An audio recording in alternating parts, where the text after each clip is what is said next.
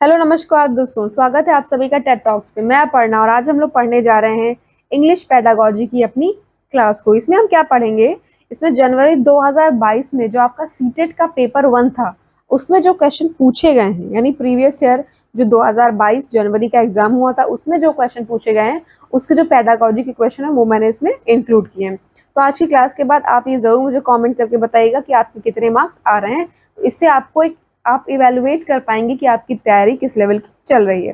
ठीक है, और उसमें पैसेजेस के क्वेश्चन भी थे, वो मैंने इसमें इंक्लूड नहीं किए, थोड़ा वीडियो बड़ा हो जाता। तो अगर आपको पैसेज भी समझना हो तो मुझे कमेंट करिएगा, मैं अगली क्लास में पैसेजेस भी आपको समझा दूंगी।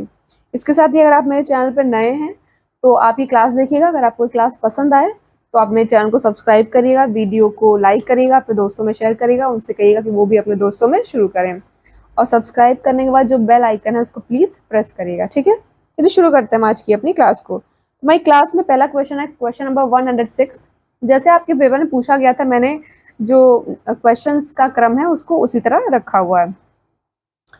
तो प्रश्न कह रहा है आपका पहला कि what is mother tongue based multilingualism. ठीक है, मदर टंग यानी आपकी क्षेत्रीय भाषा, जो आपकी मातृभाषा है। क्वेश्चन पूछ रहा है कि जो मातृभाषा पे आधारित बहुभाषिकता है इसका क्या मतलब होता है।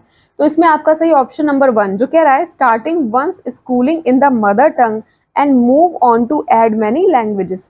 यानी ये कह रहा है कि कोई भी बच्चा जब स्कूल जाना शुरू कर रहा है, यानी किसी बच्चे की जो स्कूलिंग है जब वो शुरू कर रहा है तुरंत तुरंत स्कूल जाना, तो उसको उसकी मदर टंग जो उसकी क्षेत्रीय भाषा है उसी में उसको बोलने देना चाहिए। ठीक है, उसके बाद जब वो सहज हो जाए, थोड़ा सीख जाए, तो उसको दूसरी लैंग्वेजेस पे स्विच कर देना चाहिए, दूसरी लैंग्वेज में भी सिखाना चाहिए। ठीक है, तो आप समझ गए कि मदर टंग पे बेस्ड जो बहुभाषिकता है उसका मतलब क्या है कि बच्चा जब स्कूल जाए तो उसको उसकी मदर टंग में ही, उसकी मातृभाषा में ही सीखने बोलने दीजिए।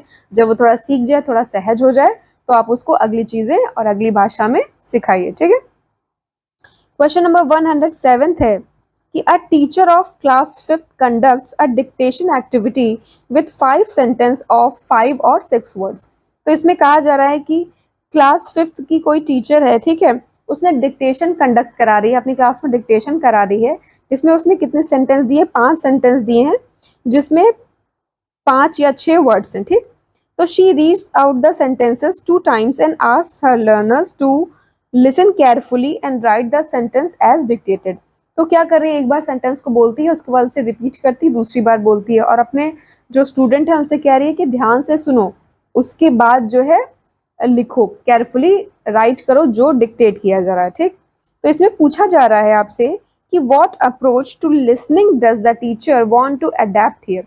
पूछा जा रहा है कि लिसनिंग की कौन सी अप्रोच यहाँ पे टीचर जो है अडॉप्ट कर रही है। टीचर क्या कर रही है, डिक्टेशन करा रही है बच्चों को, जो है उसने 5 सेंटेंस के और 5-6 वर्ड्स के डिक्टेशन लिखने को बोली है, और उसने कहा है कि पहले ध्यान से सुनो, उसके बाद लिखो जो तुम्हें डिक्टेट किया जा रहा है। तो पूछा जा रहा है कि टीचर यहाँ पे किस अप्रोच का प्रयोग कर रही है। तो देखिए यहाँ पे टीचर किस अप्रोच का प्रयोग कर रही है, डिक्टेशन अप्रोच का यूज कर रही है। ठीक है, तो डिक्टेशन एक कैसी भाषा है, कैसी टेक्निक है।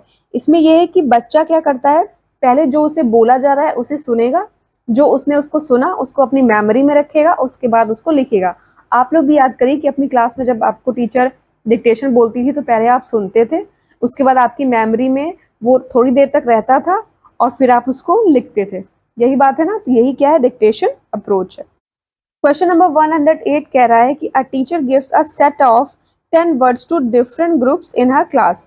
मतलब 10 वर्ड का जो सेट है वो अपनी क्लास के डिफरेंट ग्रुप्स को वो दे रही है। कितने वर्ड्स का, 10 वर्ड्स का। और उनसे क्या कह रही है, उनसे कह रही है she asks them to find words which can befriend the word and can have prefixes and suffixes to make a new word। यानी इसको आप इस तरह समझिए कि टीचर का ये कहना है कि जो उसने 10 सेट के वर्ड्स दिए हैं, आपको क्या करना है, उनसे कुछ ऐसे वर्ड्स फाइंड आउट करने हैं जो इन वर्ड्स के, मान लीजिए ये वर्ड है, ठीक, तो इस वर्ड के अगर पहले लगा दिए जाए, प्रीफिक्स मतलब पहले लगा देना। टीचर क्या कह रही है कि ये जो मैंने तुम्हें वर्ड दिया है इनसे आप मिलते जुलते एक ऐसे शब्द, ऐसे वर्ड ढूंढिए जो अगर इनके पहले लगा दें तो नया वर्ड बन जाए। ठीक है, या फिर इनके बाद लगा दें, सफिक्स मतलब ये जो वर्ड दे रखा था इसके बाद अगर लगा दें तो नया शब्द बन जाए, तो इसे हम क्या कहेंगे?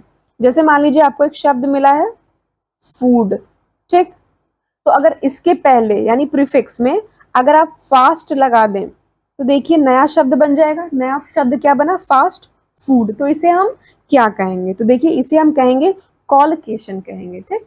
तो कॉलकेशन का मतलब क्या होता है कि जब आपको कोई शब्द दिया है, आपने उसके पहले कोई शब्द लगा दिया जिससे नया शब्द बन गया, या जो शब्द दिया है उसके बाद आपने कोई शब्द लगा दिया तो नया शब्द बन गया, तो उसे हम क्या कहते हैं? कॉलकेशन कहते हैं, ठीक है।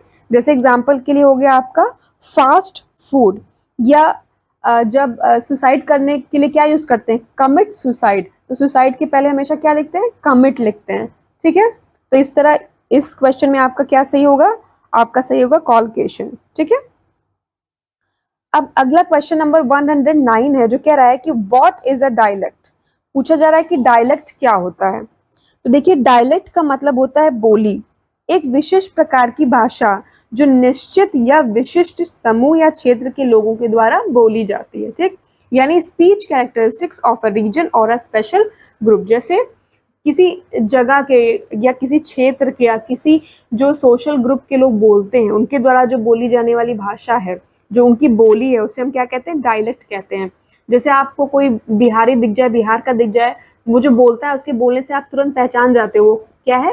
बिहारी है, बनारस का है। कहीं भी ऐसे जो रीजनल लैंग्वेजेस लोग बोलते हैं, अगर कहीं मिल जाते हैं तो आदमी तुरंत पहचान जाता है, तो उसे क्या कहेंगे? हम उनकी बोली या डायलेक्ट कहेंगे, ठीक है। क्वेश्चन नंबर 110 कह रहा है कि a teacher conducts group work, कि एक टीचर जो है ग्रुप वर्क कंडक्ट करा रहा है, पेयर वर्क करा रहा है, यानी दो लोग साथ में काम काम कर रहे हैं, और रोल प्ले करा रहा है क्लासरूम में, and observes learners for assessment, और जो उसके लर्नर हैं उनको उनके असेसमेंट के लिए उनका मूल्यांकन कर रहा है, क्या करके? ग्रुप एक्टिविटी करा रहा है, पेयर वर्क करा रहा है, रोल वर्क करा रहा है उनके असेसमेंट के लिए। तो what are these assessment activities known as. तो ये जो असेसमेंट एक्टिविटी है इसको क्या कहेंगे? तो देखिए टीचर इसमें क्या काम कर रहा है? टीचर इसमें रचनात्मक काम तो कर रहा है, यही तो रचनात्मक कार्य है कि जो है ग्रुप वर्क करा रहा है, रोल प्ले करा रहा है, ये सब किस में आएगा? रचनात्मक कार्य में आएगा। तो इसमें आपका क्या सही होगा? Option number third. Option number third क्या है? फॉर्मेटिव असेसमेंट, ठीक है। क्वेश्चन नंबर 111 है कि a teacher writes the names of the objects in the classroom on the objects in the language of learners in English and in another language known to learners. What does the teacher try to do here, ठीक है। पहले तो हम लोग ध्यान से समझेंगे कि ये क्वेश्चन क्या कह रहा है, ठीक है। तो क्वेश्चन क्या कह रहा है कि एक कोई टीचर है, ठीक है, वो क्या कर रहा है? सबसे पहले क्या कर रहा है? उस लैंग्वेज में लिख रहा है जिसमें लर्नर यानी जिनको पढ़ा रहा है वो सीखते हैं। फिर इंग्लिश में कुछ लिख रहा है, फिर अलग अलग लैंग्वेज में लिख रहा है जो लर्नर समझते हैं। मतलब पहले किसी एक लैंग्वेज में लिखा, ठीक, फिर इंग्लिश में लिखा, फिर कुछ और अलग अलग लैंग्वेज में लिखा जिसको लर्नर समझते हैं। तो पूछा जा रहा है कि what does the teacher try to do here, कि टीचर यहाँ क्या करना चाह रहा है। तो देखिए टीचर जब अलग अलग लैंग्वेज का यूज कर रहा है, इसका मतलब टीचर क्या करना चाह रहा है? टीचर करना चाह रहा है creating language rich environment in the classroom. जब टीचर जो है अलग अलग लैंग्वेजेस का यूज कर रहा है, इसका मतलब टीचर कैसी क्लास चाह रहा है? जो लैंग्वेज रिच क्लास हो, ठीक है। क्वेश्चन नंबर 112 है कि व्हाट इज ट्रांस लैंग्वेजिंग। पूछा जा रहा है कि ट्रांस लैंग्वेजिंग क्या होता है, ठीक। तो देखिए ट्रांस लैंग्वेजिंग का मतलब है कि एक से ज्यादा लैंग्वेज यूज करना अपनी बात को समझाने के लिए, ठीक, जिसमें आप रिसोर्सेस का भी यूज कर रहे हो, ठीक। तो इसमें आपका सही option number third, using many languages while speaking and in teaching learning in the classroom, ठीक। इसको आप एग्जाम्पल से समझिए। मान लीजिए कोई इंग्लिश मीडियम स्कूल है, वहाँ पे कोई हिंदी मीडियम का बच्चा आ गया, ठीक। अब उस बच्चे को इंग्लिश नहीं आती है, बात क्लियर है, और वो इंग्लिश मीडियम स्कूल है, इसलिए टीचर वहाँ पे बहुत ज़्यादा हिंदी का यूज़ भी नहीं कर सकता है।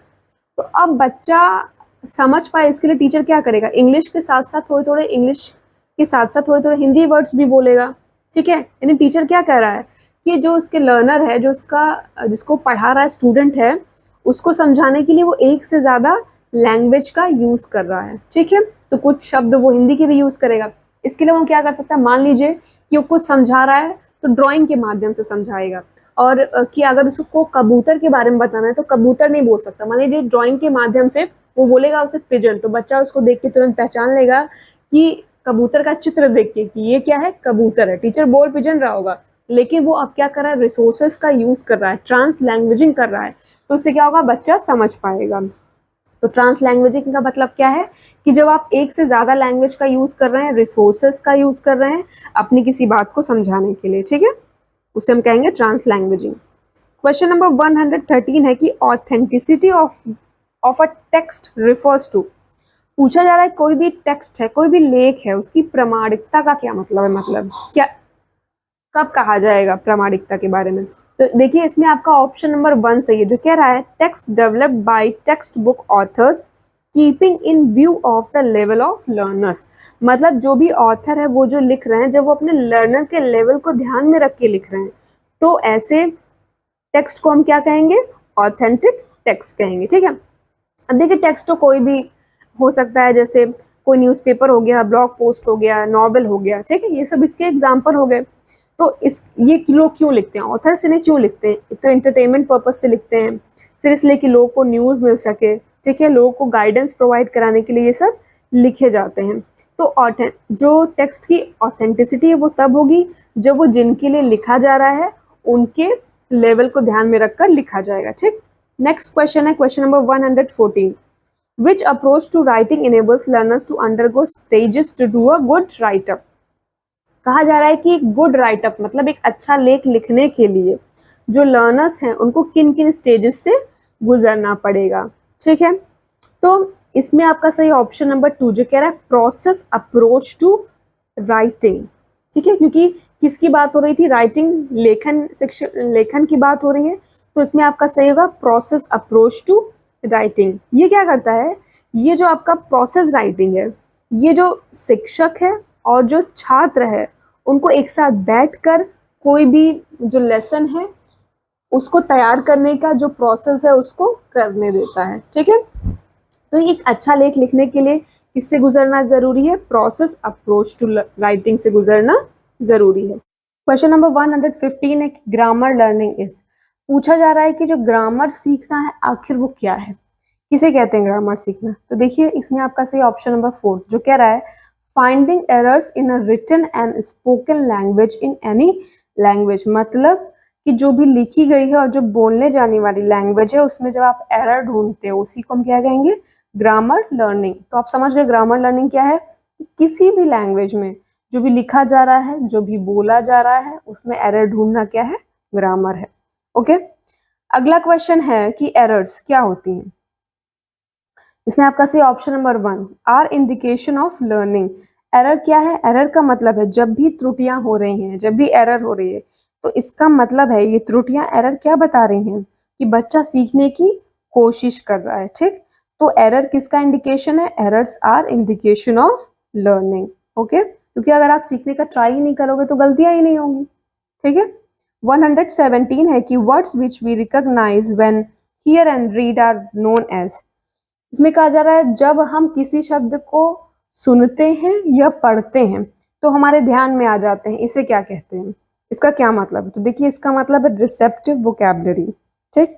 रिसेप्टिव वोकैबुलरी का मतलब क्या होता है, ये किसी शब्द को समझने की योग्यता को दर्शाता है जब हम उसे सुने या पढ़ते हैं। ओके, क्वेश्चन नंबर 118 है कि which one of the following is not an object of teaching reading.